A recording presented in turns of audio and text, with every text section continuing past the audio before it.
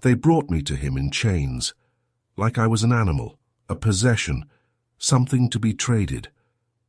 My father's debt, they said, payment in full.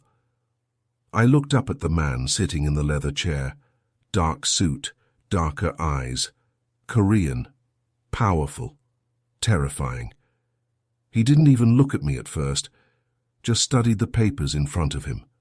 The contract, the one that said I now belong to him. My name is Aria Bennett, 24 years old, and as of tonight, I was no longer free. Welcome to Seoul, someone said in accented English. You belong to Kang Min-ho now. The man in the chair finally looked up. His eyes met mine, cold, empty, calculating. Take her to the West Wing, he said. Make sure she understands the rules. What rules? I asked, my voice shaking. He smiled. It wasn't a kind smile. You'll learn. And I did. They took me to a room, beautiful, luxurious, but the door locked from the outside. A prison, no matter how pretty. A woman came in, older, Korean, stern face. I'm Mrs. Choi, she said. I manage Mr. Kang's household. You will follow my instructions. I'm not a servant. She looked at me with something like pity. No, you're something worse, you're payment. I felt tears sting my eyes. I didn't choose this. No one ever does. She handed me a stack of clothes. Expensive. Designer. Put these on. Mister, Kang expects you for dinner in 1 hour, and if I refuse? She walked to the door, then stopped. Don't refuse, he doesn't like disobedience. The door closed, locked. I sat on the bed, my bed, in my prison. And I cried. I cried for my father, for his weakness, his gambling, his lies. I cried for my mother, dead 5 years now. She would have stopped this. She would have fought. I cried for myself, for the life I'd had, the life I'd lost. I was supposed to start graduate school next month, Columbia University, full scholarship, literature. I wanted to teach, to write, to live. Now I was here, in Seoul, in a mansion, owned by a man I didn't know, a man who terrified me. I looked at the clothes Mrs. Choi had left, beautiful, a silk dress, emerald green, my size exactly. How did they know? Had they been watching me, planning this? I felt sick, but I also felt something else. Anger, burning, hot. If I was going to be here, if I was going to survive this, I wouldn't do it broken. I wouldn't give him that satisfaction. I stood up, wiped my tears, and got dressed. Dinner was in a room bigger than my entire apartment back home, a table that could seat 20. But only 2 chairs were set, one at the head, one to the right. He was already there when I walked in. Kang Min-ho, the man who owned me. Sit, he said without looking up from his phone. I sat. A servant brought food. Expensive. Beautiful. I couldn't eat. You're not hungry? His voice was cold. I met his eyes. Would you be?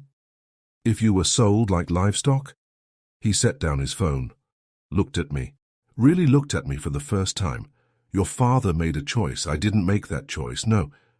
But you're paying for it anyway. Life isn't fair. I know. Believe me, I know. He leaned back, studied me. You're angry.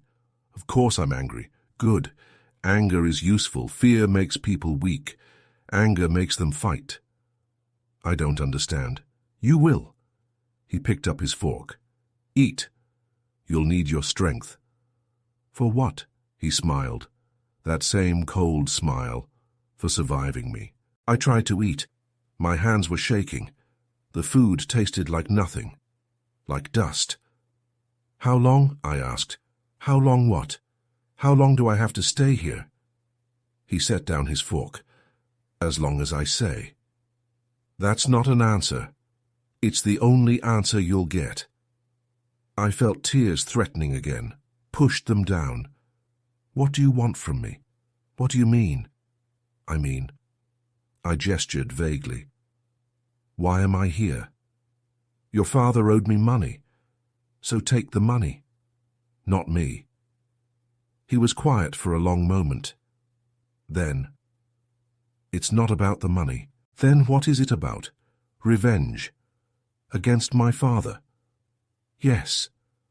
I stood up, chair scraping against the floor. Then call him. Tell him I'm here. Make him suffer. But let me go. I'm not the one who hurt you. He stood too, walked around the table, stopped in front of me. You think I don't know that? You think I don't see that you're innocent in this? Then why? Because innocent people suffer for guilty people's sins. That's how the world works. That's not fair. No, it's not. But it's true. I looked up at him. He was tall, much taller than me, intimidating, powerful. But in that moment I saw something else. Something like pain. You hate this too, I whispered. Don't you? He stepped back. Go to your room, Aria. We're done here. The first week was hell. I was a prisoner. A beautiful prison, yes, but still a prison. I had rules. Don't leave the West Wing without permission. Don't speak to the men. Don't ask questions. Don't exist unless called for. I broke every single one. On the third day, I left my room, explored the house. Massive, modern, cold, like him. I found a library, floor-to-ceiling books, thousands of them. I pulled one out, Korean literature, translated to English. I sat on the floor, started reading, lost myself in someone else's story, someone else's pain. Where do you think you're going? I spun around. He was standing in the hallway, arms crossed. I was just, you were told to stay in your wing. I'm not a dog. No, you're a debt. There's a difference. I stepped toward him, angry, fed up. You want to treat me like property? Fine. But property can't think, can't feel, can't hate. And I hate you. He didn't react, just stared at me with those dark eyes. Good. Why is that good? Because hate means you're still fighting. And I need fighters, not victims. What are you talking about? He walked past me. Follow me. Why should I? Because you want answers. And I have them. I hesitated, then followed. He took me to his office. Floor-to-ceiling windows, view of Seoul, expensive everything. Sit. I remained standing. Suit yourself. He poured 2 glasses of whiskey, handed me one. I don't drink. You do now. I took it. Didn't drink, just held it. Your father, he said, owed me $5 million, I know. Do you know why? Gambling. Wrong. He leaned against his desk. Your father was involved in smuggling. My smuggling. He got caught. Took a deal with the police. Named names. My names. I felt my stomach drop. That's not, it is. He betrayed me. Cost me $20 million, 3 good men, and almost cost me my freedom. So $5 million. I stared at him. That's not why you took me. No. He set down his glass. I took you because I wanted him to suffer, to know that his daughter was paying for his mistakes. You're using me for revenge. Yes, I felt sick. You're a monster, perhaps, but I'm an honest monster. At least I'm not pretending this is anything other than what it is. And what is it? Punishment for both of you. I set down the glass. My father. Where is he? Gone. What do you mean, gone? I mean, he took the money I gave him for you and disappeared. You gave him money? He laughed bitterly. You think he just handed you over?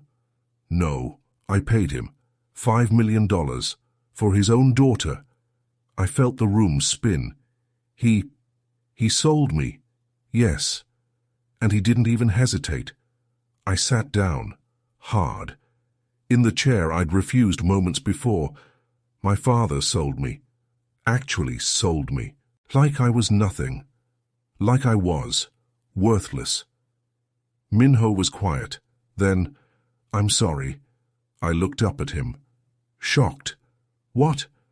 "I'm sorry that you had to learn that. About your father," I thought. "I thought he had no choice. I thought you forced him. I did force him. But I also gave him options. He chose the money. I felt something break inside me, something I didn't know was still whole. He chose money over me, yes." I started laughing, couldn't stop. It wasn't funny, but I couldn't stop. "Aria, I'm fine." "You're not." "I know." The laughter turned to sobs. And then I was crying, really crying, for the first time since this started. And Min-ho, the man who bought me, the man who owned me. He just stood there and let me break. When I finally stopped crying, he handed me a handkerchief. Silk, expensive. I wiped my face. "Thank you.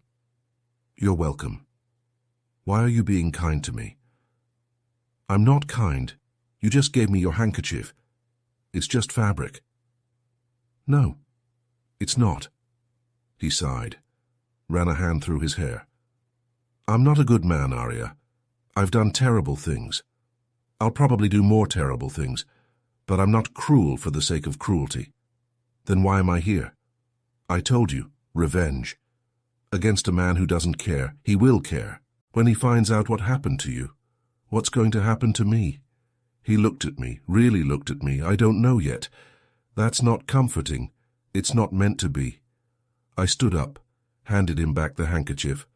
"I want to go back to my room." "All right." He walked me to the door. Stopped. "Aria." "Yes?" "I'm sorry. About your father. About all of this. But I'm not sorry you're here." "Why not?" He smiled, sadly. "Because you're the most interesting thing that's happened to me in years."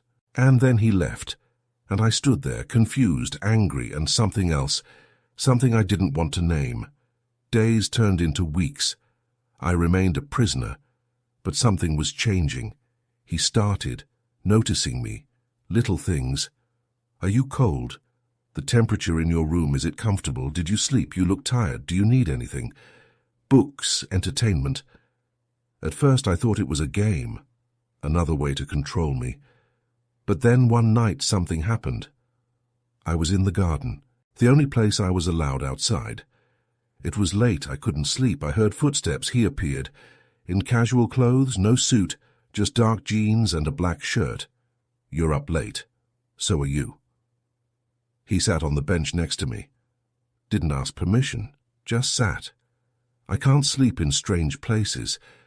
This is your home now. This is my prison." He was quiet for a long moment. "Yes, it is." "Why are you telling me the truth?" "Because lies are exhausting, and you're too smart to believe them anyway." I looked at him, really looked at him. In the moonlight he looked younger, almost human. "Do you ever regret it?" "What?" "This life. The mafia. The violence. The control." He smiled, sadly, every day. "Then why do it?" "Because I'm good at it. And because some of us don't get to choose our paths. They choose us, like me, like you." We sat there in silence, and for the first time, I didn't see a monster. I saw a man, trapped just like me. "Tell me about your life," he said suddenly. "What, your life, before this, before me? What was it like?" I hesitated. "Why do you want to know?" "Because I took it from you. The least I can do is remember it." I looked at the stars, started talking.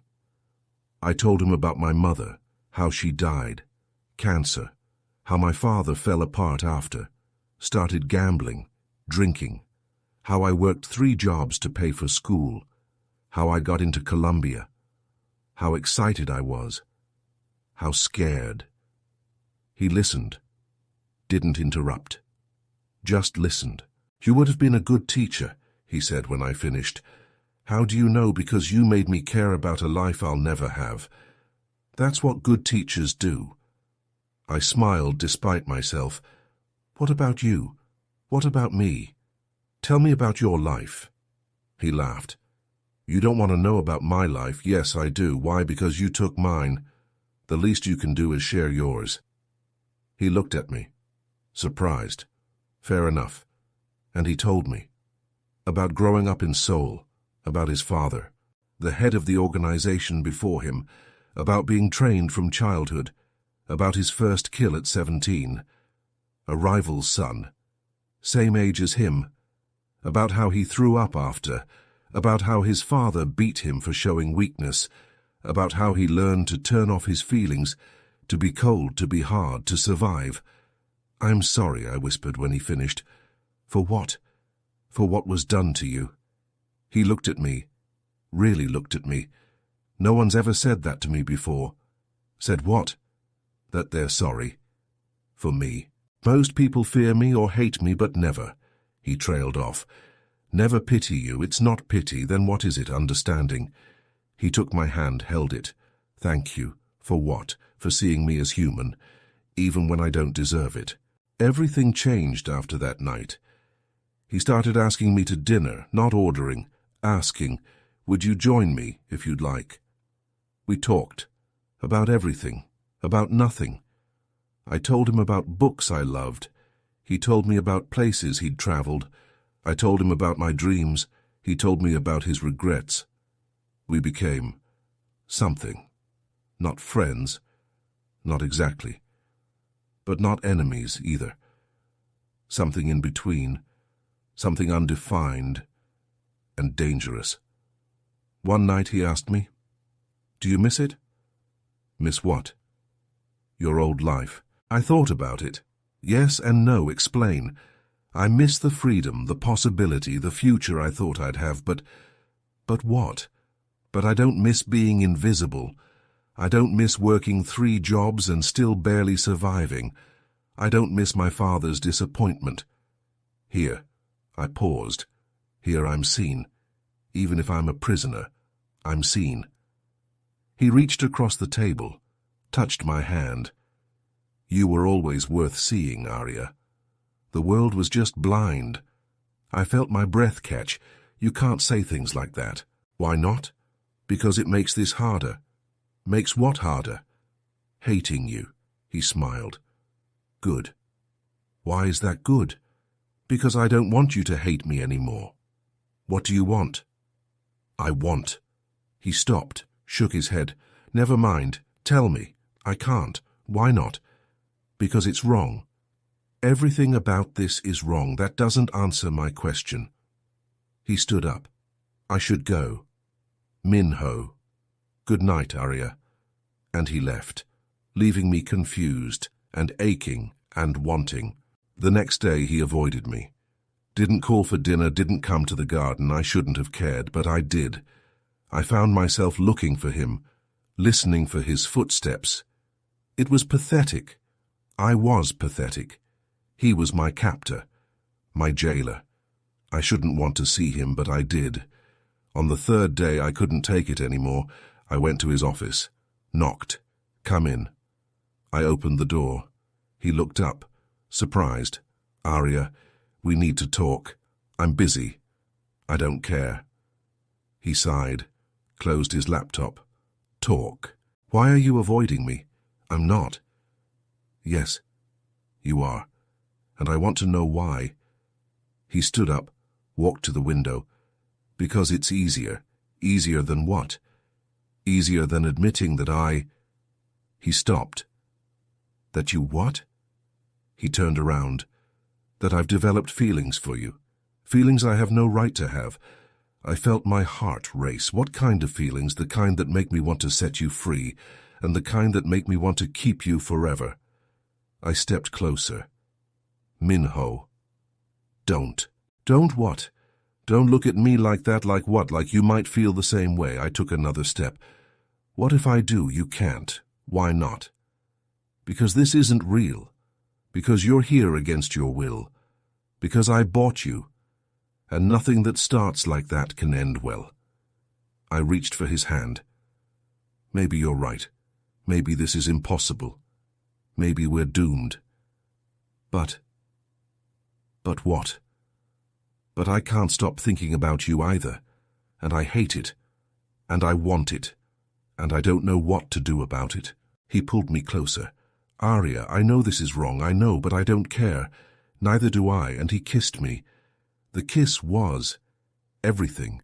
Soft at first, then desperate, like we were both drowning and each other was air, his hands in my hair, my hands on his chest, years of loneliness, of pain, of wanting, poured into that kiss. When we finally pulled apart, we were both shaking. That was, I know, we can't. I know, but I know. He rested his forehead against mine. What do we do now? I don't know. He pulled back. Looked at me. I should let you go. Is that what you want? No, what do you want? You, God help me, I want you. Then have me. It's not that simple. Why not? Because I'm not a good man, Aria. Because I've done terrible things. Because you deserve better. Maybe. But I don't want better. I want you. Are you sure? No. I'm terrified. This is insane. It probably won't work. And it will probably end badly. But yes, I'm sure. He smiled. First real smile I'd ever seen from him.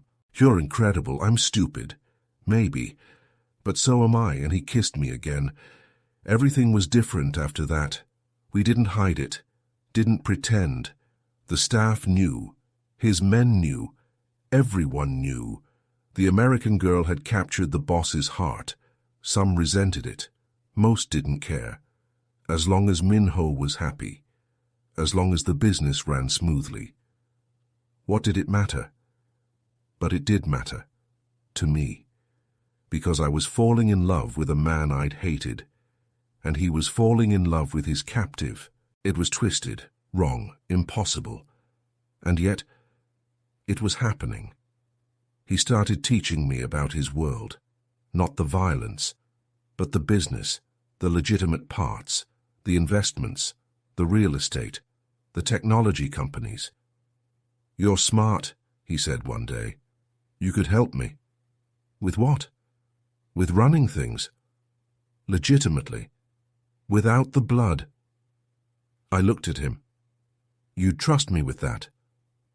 I trust you with everything. Why? Because you see me. The real me. And you haven't run away yet. I smiled. Where would I go? Anywhere. You're not a prisoner anymore, Aria. You haven't been for weeks. What? I removed the locks from your door. Gave instructions to the guards. You can leave any time you want. I didn't know what to say. Why? Because I don't want you here as my prisoner.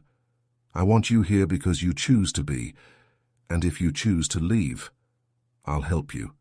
I'll give you money, documents, whatever you need. I stared at him. You'd really let me go? Yes, even though it would destroy you. He smiled sadly. Even though. I walked over to him, took his face in my hands. I'm not going anywhere. Are you sure? I'm sure. Because I choose you. Not because I have to. But because I want to. He kissed me. Soft and sweet. Thank you. For what? For choosing me. When no one else would. Months passed. I learned the business, started helping, making suggestions, improving systems. The men respected me. Or they pretended to. Either way. It worked. Min-ho was different, softer. He smiled more, laughed. Actually laughed. It was beautiful. But nothing good lasts forever. One night, everything changed. We were having dinner. Normal. Quiet. Then, crash, glass breaking, shouting. Min-ho stood up. Get down. What? Get down. He pushed me under the table, pulled out a gun. I didn't even know he had one. Stay here, don't move, no matter what happens. Min-ho, he kissed me. Quick, hard. If something happens to me, there's a safe. In my office. Everything you need is there. Money, documents, contacts. They'll help you. Nothing's going to happen to you. Maybe not, but just in case. I love you. He'd never said it before. I love you too. He smiled. That beautiful smile. Good. Now stay down. And he ran out. I heard gunshots, screaming, more glass breaking. It felt like hours, probably minutes. Then, silence. Min-ho? No answer. Min-ho? I crawled out from under the table, ran toward the sound, toward the danger. I found him in the hallway, covered in blood, standing over 3 bodies. Are you hurt? He turned, eyes wild. I said, stay down. You're bleeding. It's not my blood. All of it? He looked down. Most of it. Let me see. Aria, let me see. He let me check. 1 wound. Shoulder. Not deep. You'll live. I know. Who were they? Rivals. Did you? Yes. All of them? Yes. Why? Because they came for you. For me? He pulled me close. They wanted to hurt me.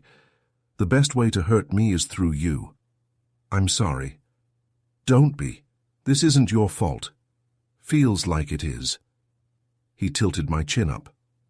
Look at me. Nothing that happens is your fault. I chose this life. I brought you into it. If anyone's to blame, it's me. I never want to lose you. You won't. You can't promise that.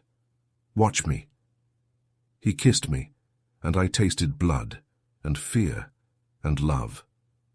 And I knew we were in this together, for better or worse. After that night, everything changed again. Min-ho became protective, obsessively so. Bodyguards followed me everywhere. I couldn't leave without permission, couldn't see anyone without him knowing. It was suffocating. Min-ho, I said one day, I can't live like this. Like what? Like a prisoner again. You're not a prisoner. Then why do I have guards following me to the bathroom? For your safety. I don't need that many guards. After what happened was handled. There will be others. Maybe. But I can't live in fear. I'd rather be in danger and free than safe and caged. He ran his hands through his hair, frustrated. I can't lose you. You're not going to lose me. You don't know that. No, but I can't live like this. Constantly watched, constantly controlled. Don't you trust me? Of course I trust you. Then let me breathe. He was quiet for a long time. Then, okay. Okay, I'll reduce the guards, give you more freedom. But what? But you have to promise me. Promise you'll be careful, I promise. And if something feels wrong, if you're scared, you call me immediately. I will. He pulled me close. I'm sorry. For being overprotective. You're forgiven. For being a prisoner again. I was never a prisoner, not really. Not after I fell in love with you. He kissed my forehead. I don't deserve you. Probably not. But you're stuck with me anyway. Good, because I'm not letting you go. Things got better. He kept his promise, gave me space, freedom, but I could still see the worry in his eyes. Every time I left, every time I came back, he was terrified of losing me, and honestly, I was terrified too. Not of leaving, but of this, of us. Of loving someone so much it scared me. One night we were in bed, just talking. Aria. Yeah? Marry me. I sat up. What? Marry me. You're serious, dead serious. He sat up too. Took my hands. I know this is crazy. I know we started wrong. I know I bought you. I know I kept you prisoner. I know all of that, but... He took a breath. But I love you. More than I've ever loved anything. And I want to spend my life making up for how we started. I want to give you everything. Freedom, choice, love. I want to be your partner, your equal. Not your owner. Never your owner again. I felt tears in my eyes. Min-ho. So yes, it's crazy. And yes, we're probably insane. But marry me anyway. I started laughing, crying, both. You're serious. I've never been more serious in my life. He pulled out a ring, from nowhere. Had he been carrying it around? This was my grandmother's, the only person in my family who was kind to me, who saw me as more than a weapon. I want you to have it. Because you see me too, the real me. And you love me anyway. It was beautiful, simple, a single diamond. Perfect. I don't know what to say. Say yes. What if this doesn't work? Then we'll figure it out together. What if I'm making a mistake? Then we'll both be making it. He smiled. So what do you say, Aria Bennett? Will you marry me? I looked at him. This man, who bought me, who imprisoned me, who fell in love with me, who set me free, who I loved, despite everything. Yes. What? Yes. I'll marry you. He slipped the ring on my finger. Are you sure? I've never been more sure of anything, even after everything, especially after everything. He kissed me, and I thought, this is insane. This is wrong. This is impossible, but it's also ours. And maybe that's enough. We got married 3 months later. Small ceremony. Just his most trusted men. No family. Mine was gone. His was. Complicated. We didn't need them anyway. We had each other. The ceremony was beautiful. Traditional Korean mixed with American. Best of both worlds. When the officiant asked if anyone objected, no one did. When he asked if I took Min-ho, I didn't hesitate. I do. When he asked if Min-ho took me, he smiled. That beautiful smile, I do, more than anything. You may kiss the bride. And he did, and everyone cheered, and I thought, I came here in chains, broken, lost, sold. But I was leaving as someone else, as his wife, his partner, his equal, and somehow, that made all the suffering worth it. Years later, we were on the balcony, our balcony, watching the city, our city. Our daughter was sleeping inside, 3 years old, beautiful, perfect. Min-ho had his arm around me. Can you believe this is our life? I asked. He kissed my temple. No, but I'm grateful for it every day, even how it started. Especially how it started, because it brought you to me. I was punishment, and you became my salvation. I smiled. That's very poetic. I've been reading. I know. I bought you those books. He laughed. That's true. Do you ever regret it? Marrying me? Never. Not even a little. Even though I bought you. You tried to buy me, but I was never for sale. I chose you. Remember? I remember. He pulled me closer. I love you, Aria Kang. I love you too, and I meant it, with everything I had. This man, who'd started as my captor, had become my home, and I, who'd started as his prisoner, had become his queen, not because he gave me the title, but because I earned it, through strength, through choice, through love. My name is Aria Kang. I am 30 years old, and I am the queen of my own life, not because someone made me, but because I chose to be.